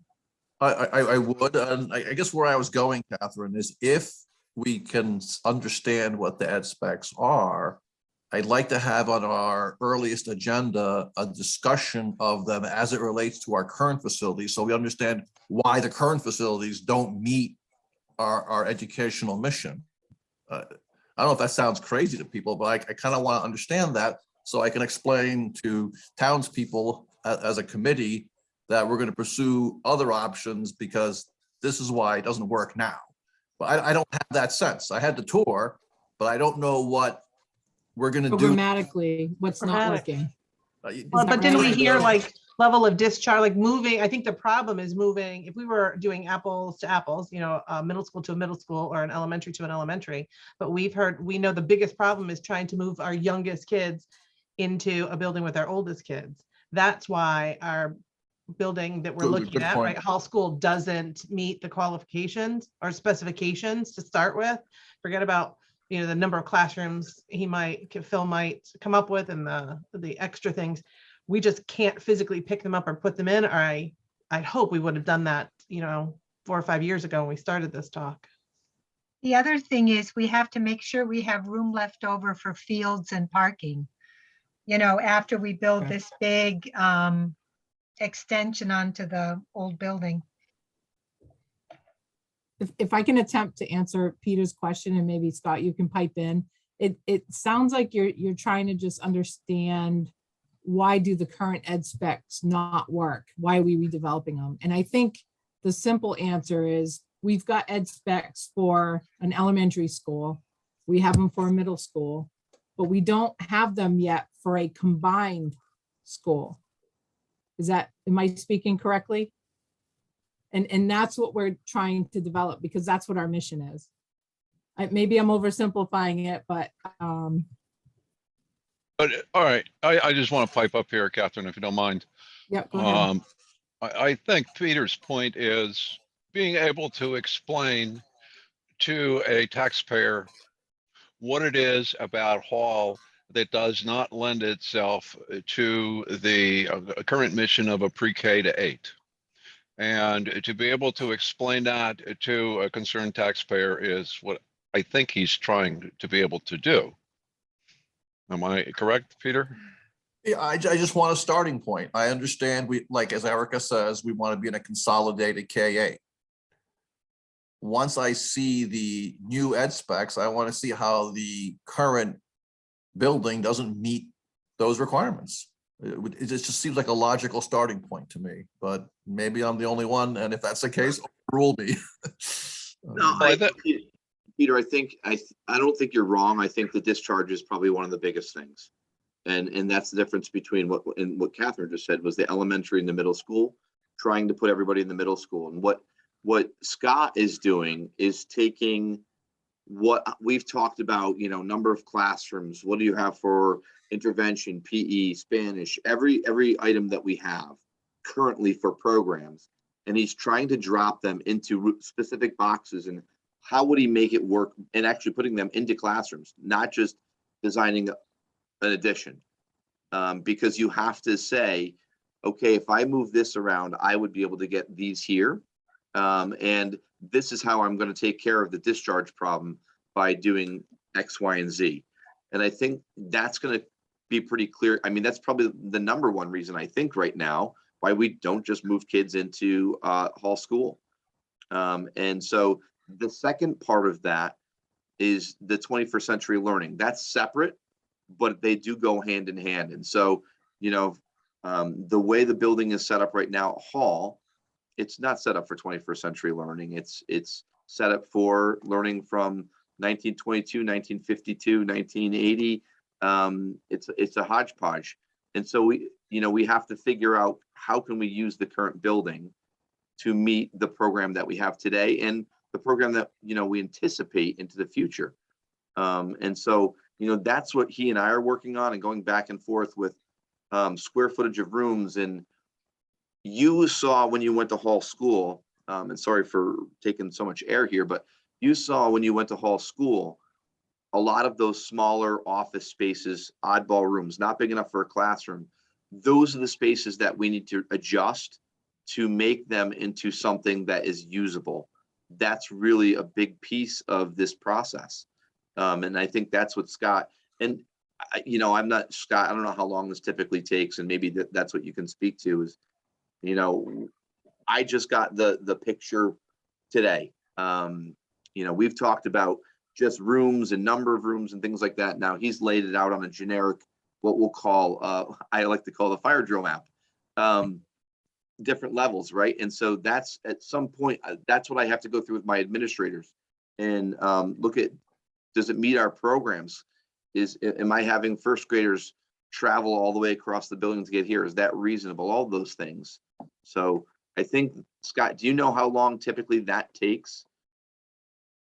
That's a A great loaded question. question, sorry. That's a real loaded question. I mean, it really depends on the process, but I mean, it's not a 1 or 2 week process. Again, you're trying to develop an educational approach and program that's going to last this community, as we've talked about tonight, the next 50, potentially 100 years. So, again, we're, as Phil noted, we're trying to take the classrooms and just get an idea of how do the people, how does our current population fit into the building when you bring the elementary grades up? And the quick answer is you're not getting everyone into that existing building. I think we all know there's an addition. So, what does that addition entail? And then what grades are able to be incorporated into the existing building? Flow, adjacencies, how teachers work and react. We're looking at daylighting, views from classrooms. There's some classrooms in that building that are on the lower level that are in essence subterranean and really not appropriate learning environments. When you go into modern schools with views and how daylight affects learning and your response. So there's a lot of factors here that we're going to be looking at, and then trying to develop the pros and cons of each option. What are the pros for staying on the current site and renovating? What are the cons? Again, I think as some people pointed out, I think Anne just recently in the discussions this evening is, in Mike certainly, is the space. Once we put an addition and more parking and we try and solve some of the inherent problems of Hall, not having so many people crossing the road, it's a danger to not having your parking on site. Bus interaction with parent drop off, making sure that we get those separated so it's safe. I mean, right now it's a challenge there on site between buses and parent drop off in the parking situation. And then the athletic fields to support not only continued middle school, but now we've got to make sure that we have appropriate play spaces and play areas for both the lowest elementary grades and then the middle elementary grades. So a lot of things to go on to that site to see, can that site support it? And we're going to look at all those factors and we're going to say, okay, here's the positives and the negatives, and we're going to look at cost as well. And the positives and negatives of both approaches. And then it's going to be up to this committee to weigh all of those factors, listening to the community and getting their input to make a decision and bring a project forth for a vote. Thank you, Scott. I know you guys just started working on the program and in the process of, getting towards the educational specs, but is it too preliminary to share with us at our next meeting what you've come up with so far, just so that the rest of the committee members can see the progress, or would you suggest waiting a little bit? I'll defer to Phil on that, because I mean, it's a board of ed and administrative. Again, I'm always cautious, because if you throw too much out too early and then somebody says, well, you said it worked and now you're telling me it doesn't, till it's been properly vetted, till we understand, this was our first quick pass at putting a K-8 onto that campus. And it's not something you digest in a day, as Phil, just noted. I sent him this stuff this morning. And there's going to be quite a bit of discussions, and then he's got to bring that forward to his board. So, again, I will defer to Phil and the board, but I just want to make sure that everything's vetted, so when something is brought forth, it works, and we don't have to go back to the public and say, look, time out, this really didn't work. Right. That makes sense. Yeah, I think the last thing we want to do is present something that hasn't been thought about and well thought out through the process. So I respect your response. Again, I'm just trying to see, if, Peter asked if we could get some feedback on that, and it sounds like it's too preliminary at this point. Fair enough. So, Okay. but we will, Phil and Scott are both working diligently on it. It is going to take some time. I'm sure it's going to come to us eventually, but we have to give them that time to work it out. And it's not something they're doing by themselves. They have to, like Phil just said, they have to engage the administration, get some feedback on the spaces. And it can be a lengthy process. So is there any other items that we can add to our future agenda? Ann? I want to react a little to Peter's comment. Peter, I think your comment is really well taken, because if and when we do realize that this renovation will not work, I think the sooner we realize it, the better, because I think we're using a lot of time and a lot of money, investigating the two parallel possibilities. So I think your point is very well taken, that, as soon as we have data on that, I think we can save a lot of time and money. So thank you, Peter. Thank you, Ann. Brianna? Yeah, I just wanted to go back to Peter's point also. While we're waiting for those ed specs, what can we determine, like, the top 3 answers to that question about why not just use Hall? So like the level of discharge issue, for me, that's something I'm always thinking about. So for me, that would be one of my answers if a townsperson asked me this question. The thing about crossing Route 32 and the safety factor there for staff and parents and students, the bus and the drop-off situation, like maybe from that list of things that we heard tonight, we could choose like the top 3 that we think are the most important or they're most impactful, just so you have those in your back pocket to use in case this question does come up while you're out and about. It's going to take some time for those ed specs. So I'm sitting here thinking, well, what could we do in the meantime, or what do we have we can use? So that's just sort of what. I would add bathroom facilities to that list. And funding. Schoolers aren't using the same. Don't forget about funding. Oh, that's important too. Yeah. So there are answers to that question for now, Peter, right? Thank you, Brianna. Any other comments or suggestions for our next meeting agenda? If there aren't any, we are going to continue to keep the old business Colliers update. That's going to be a regular agenda meeting. Oh, sorry, Phil, go ahead. Wondering, is it worth Scott at this point talking about, is it too premature to talk about for this committee what to do with the buildings if we didn't use them? Like, is that good timing for this committee to start talking about that?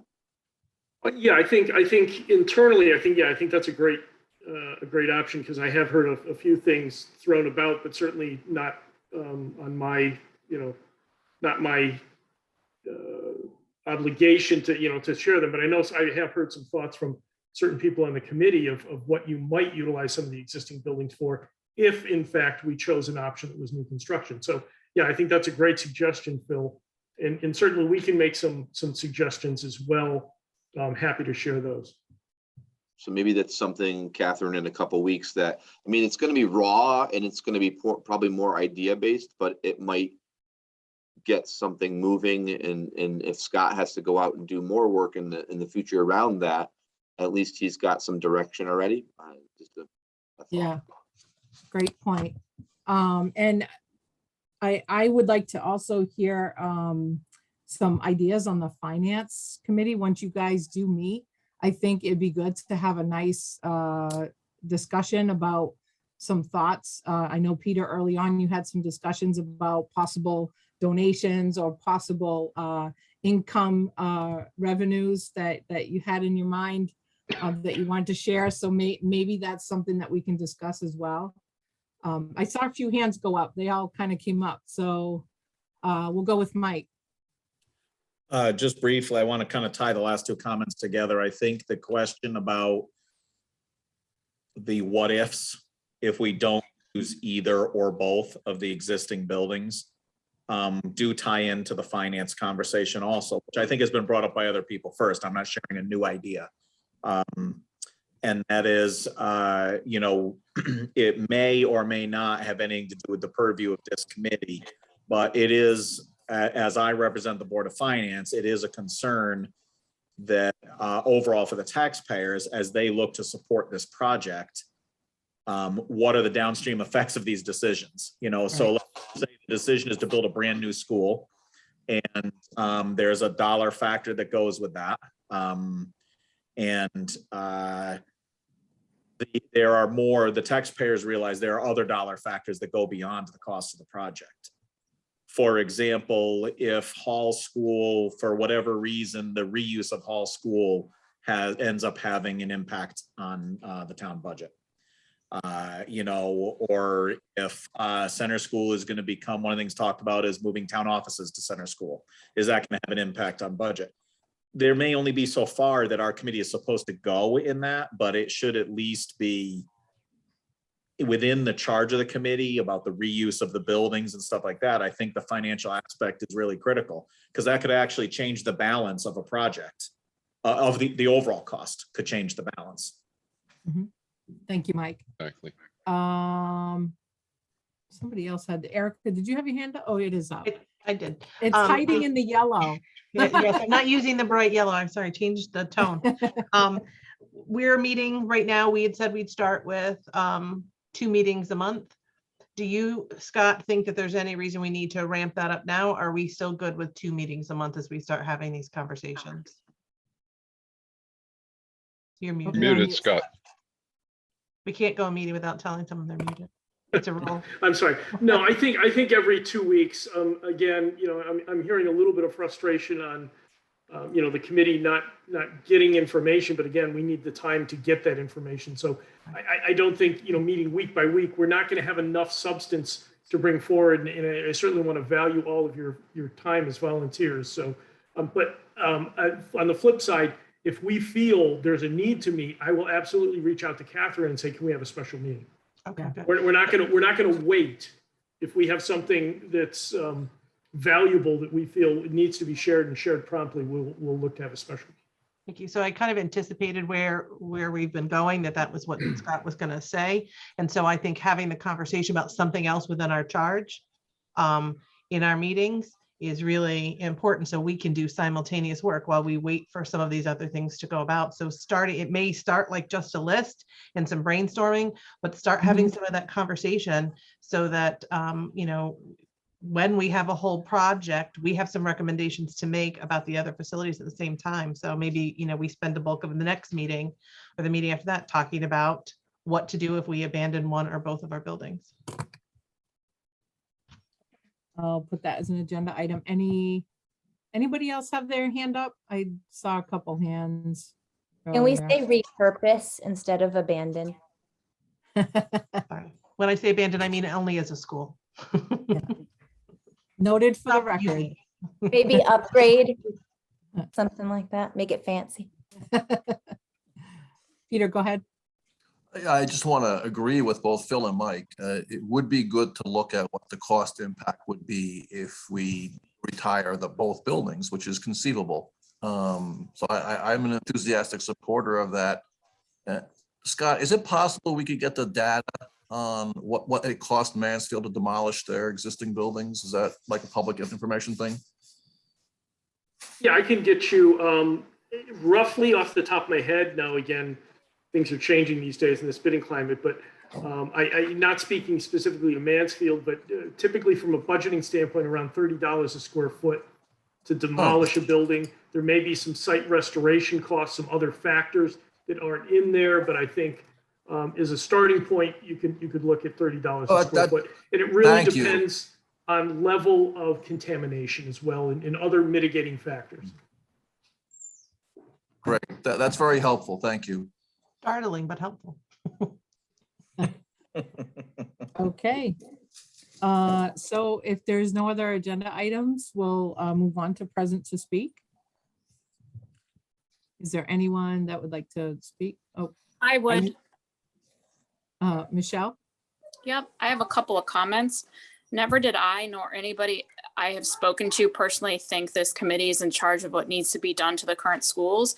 It's possible there is that confusion out there, but never did I think that. However, questions surrounding this will come up in public discussion, which is why I stated I felt this should be addressed when those discussions do take place. I believe this was even touched on by a member last meeting, which is why I comment on it. If nothing else, having that information or resource readily available to direct people to when the time comes will be helpful. As far as the implied impatience or lack of understanding of people as to why things aren't moving quickly, I highly doubt there are community members that think a building will be built in the next year or two. However, the concern, at least for me, is what has been shown for over a year, the arguing between the various boards or committees, canceling meetings, and it appearing as if lots of excuses and lack of initiation to get to this point. It shouldn't be so quick to label as lack of understanding or impatience, since history has shown 9 out of the 24 meetings last year were canceled. That's 37.5% of the meetings in 2020 were canceled. It's a pretty high number for an important committee to this town. Being transparent to explain why things are moving or not moving, or maybe why certain meetings aren't occurring, would be incredibly helpful for anybody watching or viewing these meetings later on. Thank you. Thank you. Matt Clark? Yeah, Matt Clark, 42 Burt Latham Road. So we heard, I have 4 points. One was expandability. This is the first time I've heard anything about expandability. I think Scott mentioned it in his first meeting with the board. He said something about flexibility. We're looking at a population in a census that's been going down for 40 years. And we're also looking at combining buildings because one of the reasons is because we don't have enough kids. I think that's way low on our list of considerations.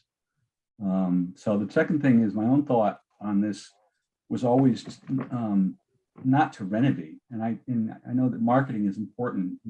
Scott has mentioned this before. I think when we talk to the public about this, we shouldn't use the word renovate. No one wants to go to renovated school. It sounds like new carpets, new paint. Great, we're done.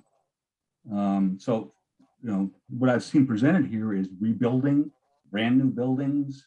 That's not a renovation. So I would say, think of a way to talk about this that's not renovation, because I don't think that adequately represents what people are thinking about. So I asked at the first meeting that this board had that you take 2 options to the people of Willington and get their input, and actually I want to let them decide. But 2 options and with finances, with the analysis of the budgetary issues, and get that input. I'm not sure if are you going to be doing that? I don't know. I can't, I'm not sure. And lastly, I think all analysis should be done before the decision on direction is made. And that means including the cost of demolition, the cost of repurposing, whatever it is, should be in your decisions in this committee about how to move forward. And I think that's just taking a holistic, all the way around 360 view of the costs. Thank you. Thank you, Matt. Anyone else present to speak?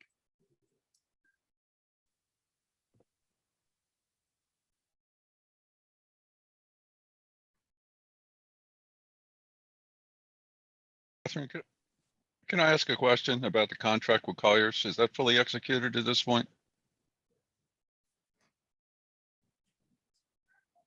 We have a PO. There was a form of agreement that has been reviewed and approved by the town attorney, and that should be in the town's hands in the next day or 2. That's the RFP task group compared the contract to the proposal that was submitted by Colliers. Catherine? Point of order, Catherine. Yeah, we could take this offline, Ralph. Thank you, Mike, for Okay, bringing fine. that up. Yeah, there are answers to your question, Ralph, but it's just inappropriate timing, point of order, like Mike said. Fine. So if there's no one else present to speak, let's make a motion. If somebody wants to make a motion to adjourn the meeting. So moved. Thank you, Mike. Second, And and second. Okay, all in favor, say aye. aye. Aye. Aye, good night. Night, Thank you for everybody. coming. See you in a couple weeks.